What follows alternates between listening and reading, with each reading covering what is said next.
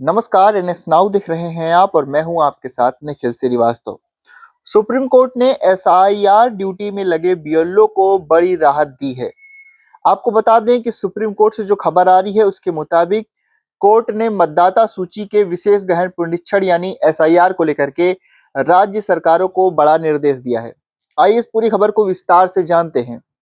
देश के 12 राज्यों और केंद्र शासित प्रदेशों में इन दिनों मतदाता सूची का विशेष गहन पुनरीक्षण अभियान चल रहा है।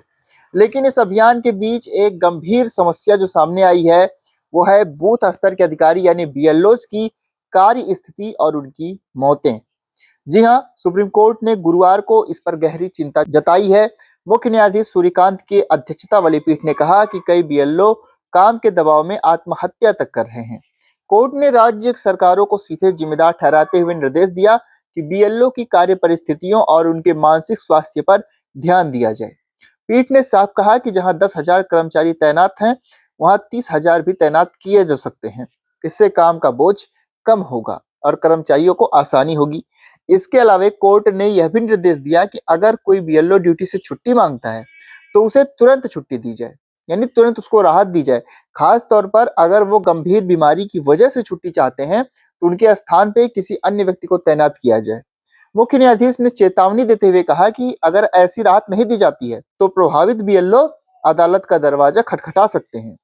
तो अब सवाल ये उठता है कि ये मामला कोर्ट तक कैसे पहुंचा। दरअसल ये निर्देश तमिलनाडु के मशहूर अभिनेता विजय की राजनीतिक पार्टी तमिलगा वेत्री कजगम यानी टीवीके की याचिका पर आए हैं।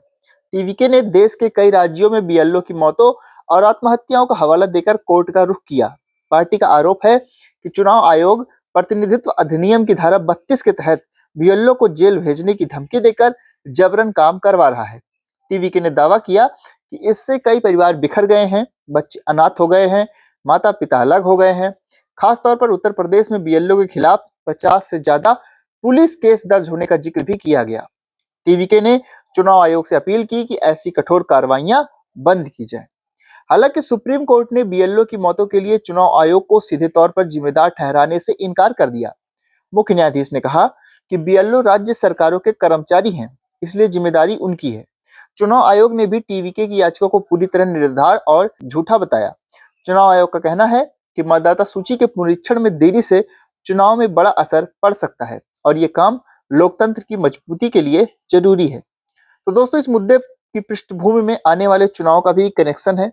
तमिलनाडु और केरल में अगले साल यानी 2026 में विधानसभा चुनाव होने वाले हैं। पश्चिम बंगाल में भी 2026 में चुनाव है, जबकि गुजरात और उत्तर प्रदेश में 2027 में। इन सभी राज्यों में एसआईआर का अभियान चल रहा है। खासतौर पर बंगाल में ये मुद्दा और भी गर्म है। वहां विपक्ष ने चुनाव आयोग और भाजपा पर आरोप लगाया है कि मतदाता सूचियों में छेड़छाड़ करके चुनाव जीतने की कोशिश की जा रही है। तो बीएलओ की मौतों और दबाव की शिकायतें भी वहां से ज्यादा आ रही हैं। कुल मिलाकर के सुप्रीम कोर्ट का यह फैसला बीएलओ के लिए एक बड़ी राहत है, लेकिन चुनाव आयोग और राज्य सरकारों के लिए चुनौती भी होगी। ये देखना होगा कि आगे क्या कदम उठाए जाते हैं। तमाम मीडिया रिपोर्टों में भी छापी गई है और इसी के साथ एनएस नाउ पर भी हम वहीं से आपके लिए खबर लेकर के आए हैं। ज्यादा अपडेट के लिए आप बने रहे एनएस नाउ के साथ। जो भी अपडेट आएगी आपको सबसे पहले यहाँ मिलेगी। तो इस वीडियो को शेयर जरूर कीजिएगा और एनएस नाउ पर बने रहिएगा। मिलेंगे आपसे अगली खबर में, तब तक के लिए आप सभी को नमस्कार।